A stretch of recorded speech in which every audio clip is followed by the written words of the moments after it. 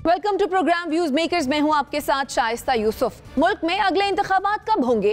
तहरीक इंसाफ की जानिब से आम इंतखाबात जल्द से जल्द कराने का मुतालबा किया जा रहा है। इमरान खान इस सिलसिले में हुकूमत पर दबाव रखने के लिए मुसलसल मुतहर्रिक हैं और आने वाले दिनों में अपनी एहतजाजी सरगर्मियों को मजीद बढ़ाने की भी तैयारियों में मसरूफ हैं। दूसरी तरफ हुकूमती जमातों का मुसलसल मौक़िफ़ यही है कि मुल्क में कबल अज़ वक्त इंतखाबात नहीं हो सकते। आम इंतखाबात तभी होंगे जब हमारी हुकूमत की मुद्दत पूरी होगी। इलेक्शन कमीशन की तैयारियों और सियासी जमातों के रवैये को पेश नज़र रखते हुए अब सवाल ये है कि मुल्क में इंतखाबात का साल 2022 होगा या इंतखाबात 2023 में होंगे। इस पर डिस्कशन के लिए जो मेहमान हमारे साथ मौजूद हैं, तारुफ मैं आपसे करवा देती हूँ। हमें ज्वाइन किया है अमीर अब्बास साहब ने, डॉक्टर नाज़िर महमूद साहब हमारे साथ मौजूद हैं, ज़ैगम खान साहब ने हमें ज्वाइन किया है और हमें ज्वाइन किया है मुज़म्मिल सोहरवर्दी साहब ने भी। आप तमाम मेहमानों के वक्त का बेहद शुक्रिया। डॉक्टर नाज़िर, आपकी जानिब आऊँगी। बज़ाहिर तो ये लगता है कि हुकूमत नहीं चाहती कि इंतखाबात जो हैं वो जल्द हो जाएँ, लेकिन क्या इम्कानात हैं कि इस साल इंतखाबात हो जाएंगे? देखिए, होगा तो वही जो बड़ी सरकार चाहेंगी, और बड़ी सरकार का जब हम नाम लेते हैं तो उसमें दो चीज़ें आ जाती हैं, फ़ौज और अदलिया। पिछली भी जो हुकूमत तब्दील हुई उसमें भी इन दोनों इदारों का अच्छा खासा अमल दखल था। उसके अलावा तो इमरान खान साहब चाह रहे थे कि वो आइन को मफलूज कर दें और मुस्तकिल इक़्तिदार में रहें। तो मुझे ये लग रहा है कि अभी हमारे जो इदारे हैं जिनका मैंने अभी नाम लिया वो आइन के साथ खड़े हैं, और पहले भी उन्होंने आइन का साथ दिया। अभी जो हुकूमत तब्दील हुई उसमें कोई गैर आइनी और गैर कानूनी काम का किसी इदारे ने सपोर्ट नहीं की। तो जो इंडिकेशंस या इशारे मुझे नज़र आ रहे हैं उसमें तो मुझे यही लग रहा है कि इलेक्शन का साल 2022 नहीं है, 2023 होगा। और ऐसा क्यों होना चाहिए? देखें, इस वक्त जो हुकूमत है, अगर आप 2018 के जो इलेक्शन के नताइज हैं उनको जहन में रखें तो उसके साथ भी गो के उसमें इल्ज़ाम लगाया गया कि धांधली हुई, उसके बावजूद भी पीटीआई को जो मजमूई वोट थे उसका सिर्फ 1/3 हिस्सा मिला था। 2/3 वोट जो थे वो अपोजिशन की जमातों को मिले, यानी जो नॉन पीटीआई पार्टीज़ थी जिसमें नून लीग, पीपल्स पार्टी, JUI हो गई, ANP हो गई, मुख्तलिफ दूसरी जमातें। तो वैसे ही जो पीटीआई थी वो 1/3 वोटर्स की नुमाइंदगी करती थी, और इस वक्त जो जमातें हैं वो मजमूई तौर पर 2018 के इलेक्शन के नताइज के मुताबिक 2/3 वोटों की हामिल हैं। इसका मतलब क्या है? इसका मतलब यह है कि ये अगर कोलिशन गवर्नमेंट या मखलूत हुकूमत कामयाब हो जाती है तो ये एक ज़्यादा बेहतर नुमाइंदगी कर रही है आवाम की, आवाम के 2/3 वोटरों की नुमाइंदगी कर रही है। तो उससे भी मुझे यही अंदाज़ा होता है कि अगर ये मखलूत हुकूमत आपस में लड़े नहीं, जिसका मुझे अभी इम्कान नज़र नहीं आ रहा, तो ये चलेंगे। तीसरी बात यह है कि जो इन्होंने आने के बाद अभी 1 महीना ही हुआ है, लेकिन जो इक़दाम उठाए हैं और जिन लोगों को मिनिस्ट्रीज़ दी हैं, देखें, अब इमरान खान की हुकूमत ने तो मुल्क को तकरीबन तबाही के दहाने पे पहुंचा दिया था। इसमें तो कोई शायद ही जो पीटीआई के बहुत स्ट्रॉन्ग सपोर्टर हैं उनके अलावा कोई दो राय हो नहीं सकती, चाहे वो खारजा पॉलिसी का महाज हो या दाखिला पॉलिसी का महाज हो या माशी महाज हो। तब हर मरहले पे उन्होंने जो है वो मुल्क को कोई पॉलिसी दे नहीं पाए। लेकिन अभी हम ये देख रहे हैं कि चंद हफ्तों के अंदर ही जो हुकूमत आई है, इन्होंने शहबाज शरीफ साहब ने जो गो के इन पे इल्ज़ाम लगाया जाता है कि जी ये पॉलिसी मेकर नहीं है, ये एक एडमिनिस्ट्रेटर हैं, या ये एक इनके बारे में कहा जाता है कि ये म्यूनिसिपलिटी के काम ठीक कर लेते हैं। भाई, वो अगर ये भी कर लेते हैं तो वो तो ये भी नहीं कर पा रहे थे। ये तो उस लिहाज से फिर भी बेहतर है शहबाज शरीफ साहब के, इन्होंने जिनको वजारतें दी हैं। देखिए, खारजा पैमाने पर हम आइसोलेशन का या तन्हाई का शिकार हैं। बहुत अच्छा इंतखाब है, दोनों बिलावल भुट्टो जरदारी और हिना रब्बानी खर, इसके अलावा एहसन इकबाल इनके साथ हैं, शाहिद खाकान अब्बासी इनके साथ हैं, जिनको इन्होंने मिनिस्ट्री में मिफ्ता इस्माइल इनके साथ हैं। ये सारे वो लोग हैं जिनके पाए का कोई एक भी आदमी हमें पीटीआई में नज़र नहीं आता। तो इसका मतलब ये है कि ये तवक्का की जा सकती है कि ये हुकूमत अगर मुत्तहिद रह जाए तो 1 साल में ये बहुत बेहतर कारकर्दगी का मुजाहरा कर लेगी। तो मुझे कंक्लूड मैं बात को इसी पर करूंगा कि मेरे ख्याल में 2022 इंतखाबात का साल नहीं है और ना होना चाहिए। हम अफोर्ड नहीं कर सकते कि इतने अरब रुपए, सैकड़ों अरब रुपए मजीद इलेक्शन पे अब डालें। ठीक है, यानी आपके ख्याल में 2022 इंतखाबात का साल नहीं है और होना भी नहीं चाहिए, आपका पॉइंट आ गया। डॉक्टर ज़ैगम खान साहब, चले मान लिया कि हुकूमत इंतखाबात पर मान गई, टेक्निकली क्या ये मुमकिन है कि अगले 3 माह में या 5 माह में इंतखाबात हो पाए?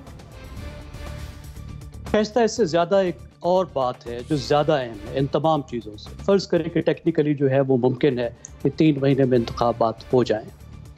सवाल ये है कि क्या हुकूमत को फौरी इंतखाबात में जाना चाहिए? मेरी राय ये रही है कि ये इंतहाई गैर ज़िम्मेदाराना काम होगा।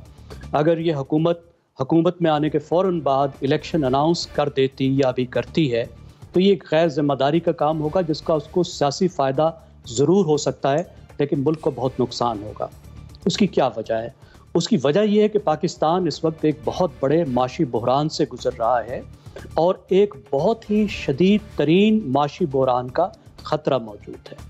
वो कैसे कि आप इस वक्त IMF के प्रोग्राम से निकल चुके हैं और अगर IMF का प्रोग्राम बहाल नहीं होता तो पाकिस्तान को जिन डॉलर्स की ज़रूरत है, पाकिस्तान का इस साल का जो करंट अकाउंट डेफिसिट है वो $20 बिलियन है। अगले जो 2-3 महीने हैं जो इस साल के, इस माशी साल के, उसमें आपको $6-7 बिलियन की ज़रूरत है। और अगर IMF के साथ आपका मुआहदा नहीं बहाल होता तो आपको फिर वर्ल्ड बैंक भी पैसे नहीं देगा, आपको एशियन डेवलपमेंट बैंक भी पैसे नहीं देगा, आपको बैनुल अक़वामी बैंक जो हैं वो भी कर्ज नहीं देंगे, आपके बॉन्ड्स भी फ्लोट नहीं होंगे। सऊदी अरब ने कहा कि हम अपने $3 बिलियन आपसे वापस ले लेंगे। और हद ये है कि जो चीन का बैंक है उसने भी कहा है, जो तरक्याती बैंक है उसने भी कहा है कि आपको IMF के साथ अगर मुआहदा होगा तो आपको हमसे पैसे मिलेंगे। तो हम एक ऐसी सूरत हाल में जा सकते हैं कि जैसी सूरत हाल इस वक्त श्रीलंका को दरपेश है, खाकम बदहन, हम एक बैंकरप्सी की सूरत में जा सकते हैं।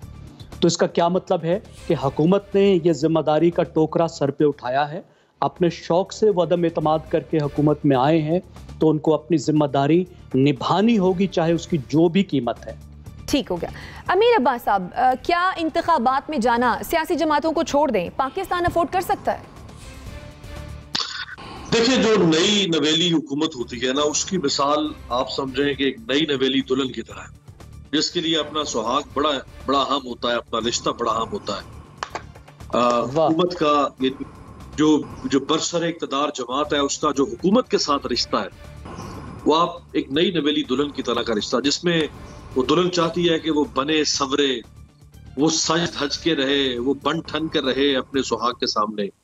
लेकिन बदकिस्मती से जो फ्रेजाइल डेमोक्रेसीज जैसे पाकिस्तान है वहां ये सज धज और बन ठन जो है ना वो एक मुहीब शक्ल इख्तियार कर ली।